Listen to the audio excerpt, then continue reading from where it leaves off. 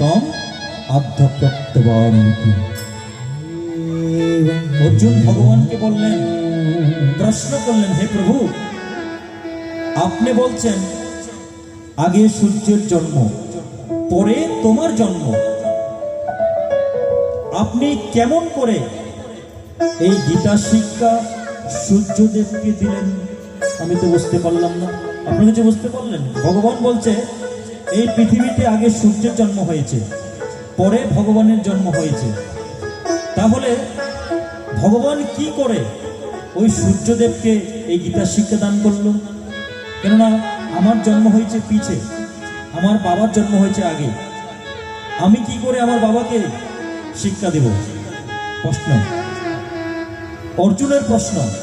এবার ভগবান বলছেন, শ্রী ভগবান উবাচ বহুনি মে ব্যতীতানি জন্মানি তব চর্জন তানি অহম বেদ সর্বাণি ন তম বেদ পর্ণতপ অজয়পি সন অবত্তমা ভূতনাম ঈশ্বর পিসন প্রকৃতিম সমধিষ্ঠায় সম্ভবমি আত্মাময়া यदा यदा धर्मस्य ग्लानिर्भवति भारत अभ्युत्थानमधर्मस्य तदात्मानमसृज्यमहं परित्राणाय साधूनां विनाशाय च दुष्कृतं धर्मसंस्थापनाय सम्भवामि युगे युगे।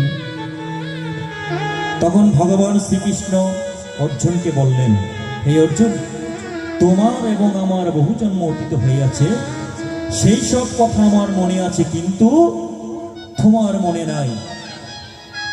এই পৃথিবীতে যখনই ধর্মের গ্লানি হয়, অধর্মের মাত্রা বাড়িয়ে যায়, সাধুগণের যখন বিনাশ হয়, তখন আমি পৃথিবীতে এসে দুটি কাজ করি।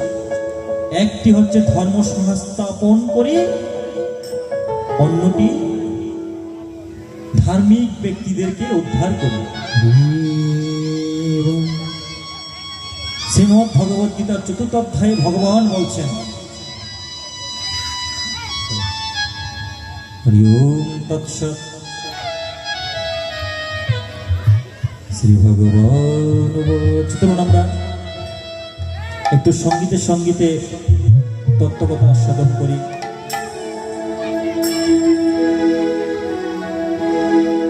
আমি মাইক্রোফোনের মধ্যে একা একা বসে সারাদিন বকবক করে গীতা পাঠ করতে পারবো, তবে এক একজনের রুচি এক এক রকম। দেখবেন আজকে এখানে যত ভক্তজন এসেছে, সকলের জন্য কি হচ্ছে, প্রসাদের ব্যবস্থা আছে। কেউ একটু নুন বেশি করে খায়, আবার কেউ নুন একটু কম, কেউ একটু ঝাল বেশি খায়, আবার কেউ ঝাল কম।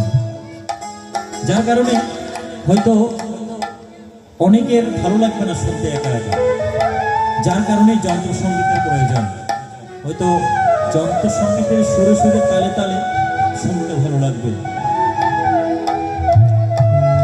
নন্দ দুলাল ব্রজের গোপাল, রাধে রাধে, মা যশোদা নয়ন